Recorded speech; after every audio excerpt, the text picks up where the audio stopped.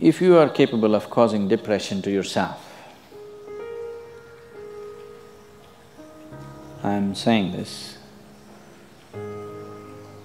not without any concern for your illness or not due to lack of compassion, because that is the nature of what's happening to you.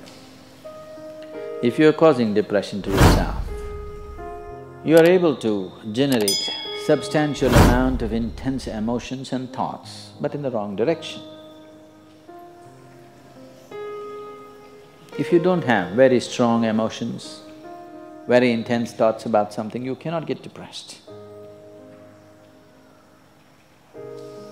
It is just that you are generating thoughts and emotion which work against you, not for you. So you are strong enough to cause depression to yourself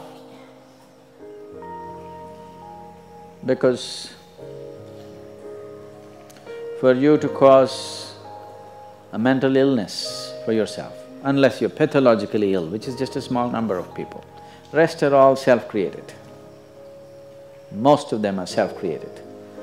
A few are pathologically ill, they cannot help it. It just comes from within because of genetic and other factors.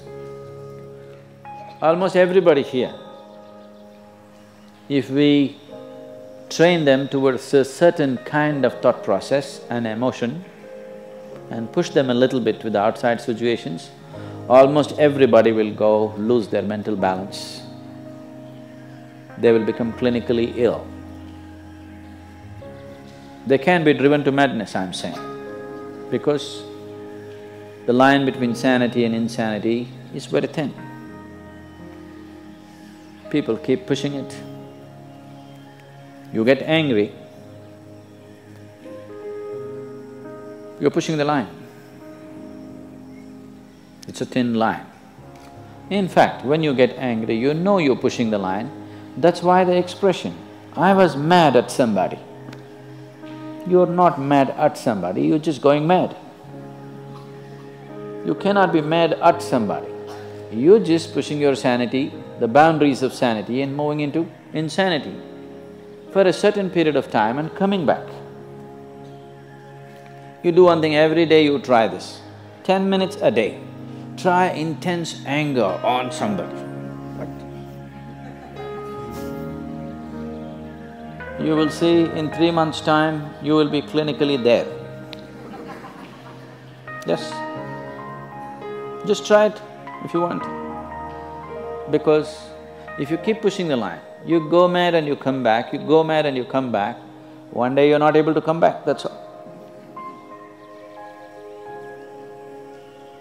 One day you're not able to turn back, then you're clinically ill. You must understand, even if you got angry for a moment, you're already ill. Maybe you don't get the certificate of diagnosis. They don't slap a certificate on you that you're gone, but you are going, isn't it?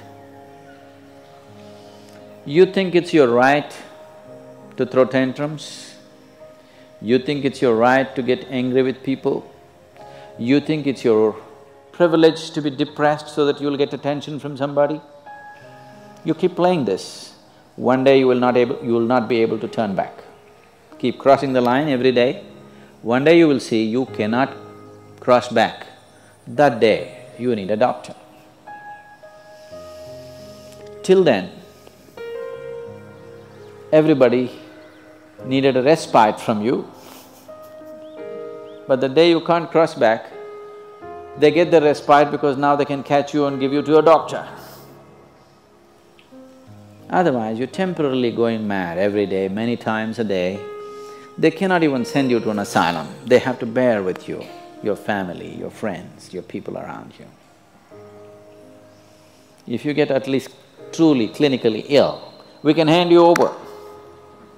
There's one temple in Tamil Nadu, you know, where they chain you and keep you.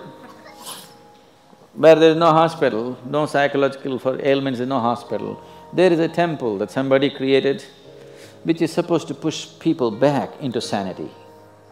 So, families just take them and leave them there, they're shackled and left in the temple. You give them some money, they'll feed you, and you're just there like an animal, tied up. I think if hospitals were run like this, a lot of people wouldn't go crazy. They would maintain their sanity. Right now it's too deluxe. If you make hospital extremely comfortable, it'll become an incentive to become sick. And you have incentives in your life to become ill, right from your childhood. You got the maximum attention only when you fell ill. When you are happy, they screamed at you. When you squealed in joy, they screamed back at you, adults. You… then boo-boo, boo-boo, boo-boo, boo-boo. When you are a child, physical illness is good because you'll get attention from your mother and father and everybody around you, and you don't have to go to school on that day.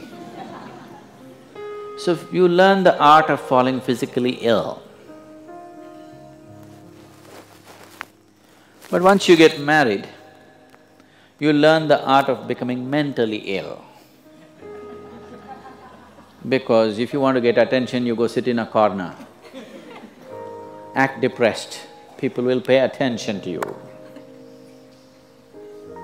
So you keep playing this game, one day you're not able to cross the line back. That day you're clinically ill. Unfortunately, in many ways, not just in the way that I said now, in many different ways, I would say 70% of illnesses on the planet, all kinds, are self-created.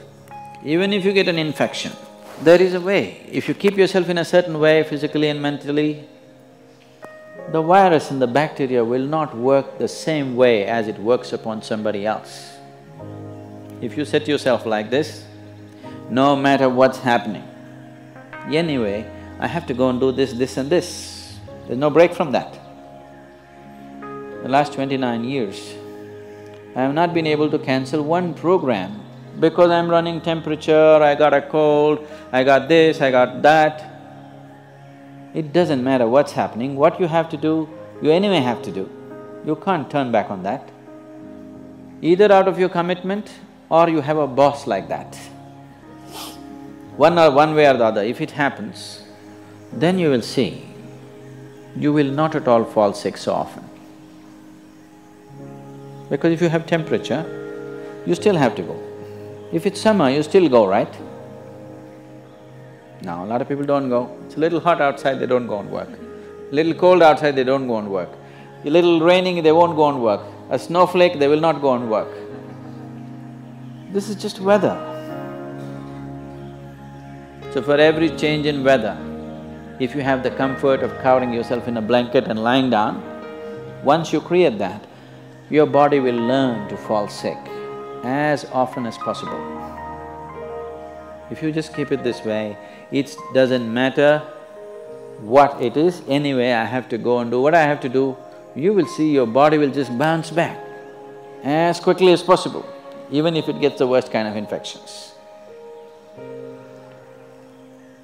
So you just have to set the necessary conditions for health, necessary incentives for health, both for yourself and your children if you have them.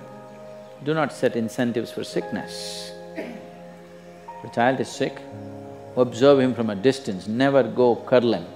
He knows that's the worst time of his life and he knows he has to get well soon. And give him the best attention when he is joyful.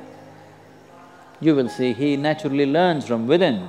His very chemistry will learn that it pays to be joyful, it doesn't pay to be sick. If you make this very clear to your own biology, to your own chemistry and to everybody around you, you will see people will not fall sick as often as they are right now. So set that up for yourself. You will see you will get healthy. If you can turn your mind this way, you can also turn it this way. I want you to understand this. No, I'm like this because my father abused me when I was 7 years of age. If you know all that bullshit, you can as well turn yourself around, isn't it? It's time. You must understand, mentally, physiologically, chemically, energy-wise, You must clearly understand it doesn't pay to be sick, unhappy, depressed, it doesn't pay. To be joyful and ecstatic, it pays. If you make this clear to all these people inside, they will all behave properly.